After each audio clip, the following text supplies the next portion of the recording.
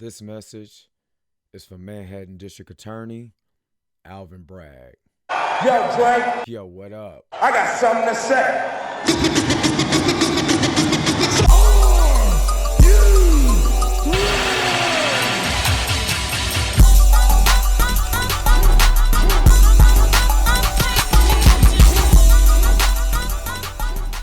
All right, District Attorney Alvin Bragg. I want to read for you what you wrote the day after Jonathan Major's verdict because it actually contradicts what everybody with two working eyes and people who actually understand the charges that Jonathan Majors had. It contradicts everything that you said in here. So let's break this down because me and you, we got to have a conversation about this. To let you guys know, Manhattan District Attorney Alvin Bragg said his office is committed to centering survivors in all of our work and thanked Stephanie McMahon Helmsley for bravely telling her story despite having to relive her trauma on the stand. The evidence presented throughout this trial illustrated a circle of psychological and emotional abuse and escalating patterns of coercion far too common across many intimate partners violent cases we see each and every day, Bragg said in a statement.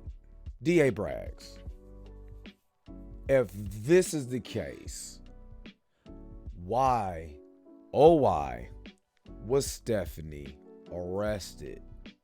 Remember that this young lady, and you know what? Let's drop the Stephanie. Let's call her who she is. DeGrace Jabbery. DeGrace came over and said, hey, I did this to this man. I took his phone. It was in the text message initially. She attacked this man. She was arrested in October, but your office decided not to prosecute her. What about the history of violence? Remember that at the beginning, when all the text messages initially came out, that she said, I never should have put my hands on you. But somehow she's a victim.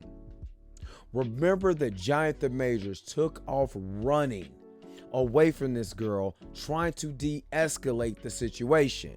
DeGrace Jabbery was over there in full pursuit of a man that supposedly coerced her and caused all kinds of trauma to her. But she's a victim. District Attorney Alvin Braggs, let me ask you something.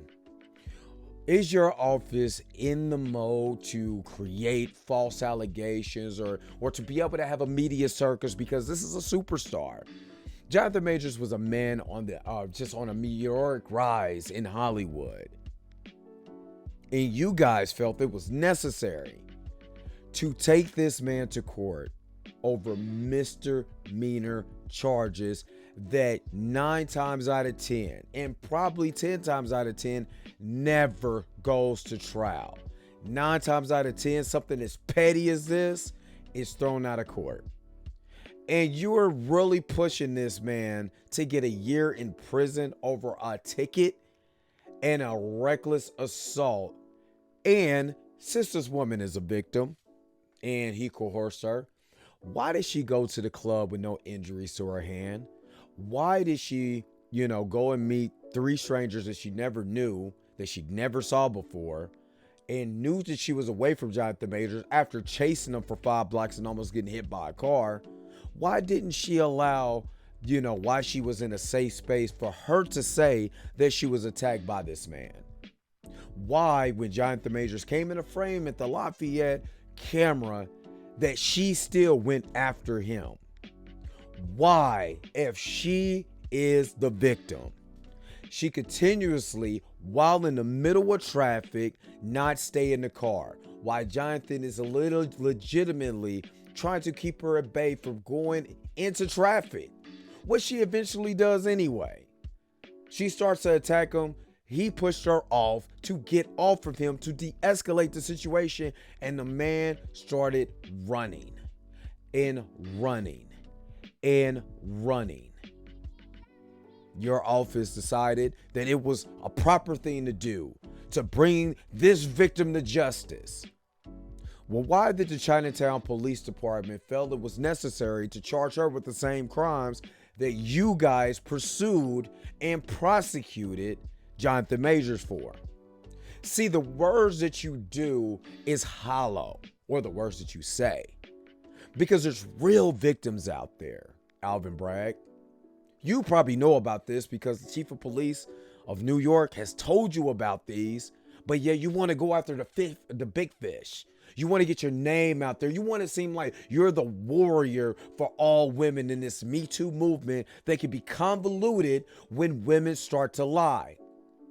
Why didn't you go after the New York Police Department when you heard the body cam of Sergeant Hanson coercing Miss DeGrace Jabbery when he put his hand on her around her neck? Did he do this? Did he do that? And your office had to drop the strangulation charges because you knew that the police was corrupt and arrested Jonathan Majors for absolutely nothing. Alvin Bragg, I want to ask you, is this the political career that you want to hold your hat to?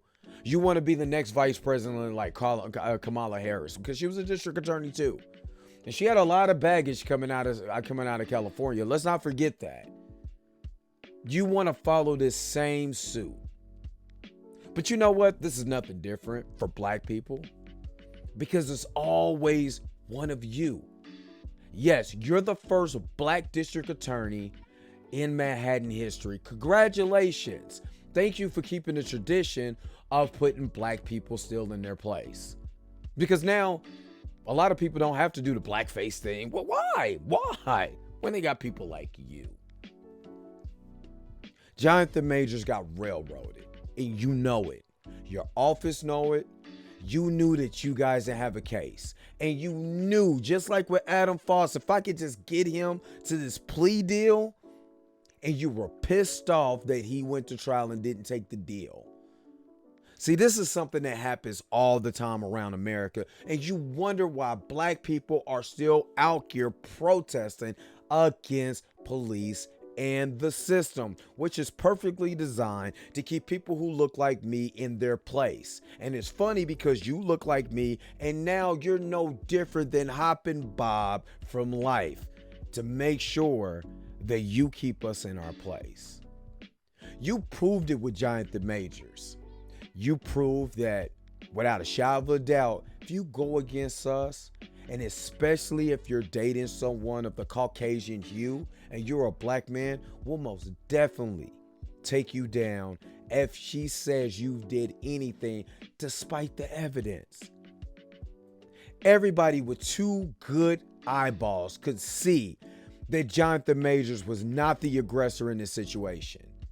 You knew if those, instead of leaking the text messages, if that body cam footage of Sergeant Brian Hanson doing this, coercing this woman to say this man choked her when you know damn well that didn't happen, you knew it would have been a public outcry and then a public outroar to have you removed out of office in Manhattan. You knew without a shadow of a doubt that if the footage of him running throughout Manhattan would have hit, you knew your case would have been sunk. Is this why you hid that information in 1 terabyte full of, in the files that you did not want to give Parvez Chaudhry? And then once you got it, it was corrupted files. And you think all of this is by coincidence? People of New York, citizens of Manhattan, is this the type of district attorney that you want in office? Someone will do just absolutely anything to convict someone. And it's funny, to convicted a black man, but Chad Wheeler is still not. Or how long is it going to take for him to get his sentence? Chad Wheeler, former New York Giant offensive lineman, beat his black girlfriend. Where's the justice for her? This is what I'm saying, people. If we have people like Alvin Bragg in the district attorney's office in Manhattan in all 50 big cities around the country, what do you think is happening to the innocent guy who is working, as a plumber or, work as an electrician or, he works at Pizza Hut? delivering pieces. He gets into a little argument with his girlfriend. It's not that deep, but the police come in, coerce a woman, make up all kinds of stuff, just like you did in the Kevin Porter case. Your office is corrupt. And I'm telling you, you could boycott Disney, you could boycott Marvel. But if you're not standing up and looking at what's going on in Manhattan and making sure that that is not happening in the city that you live in, all that is worthless.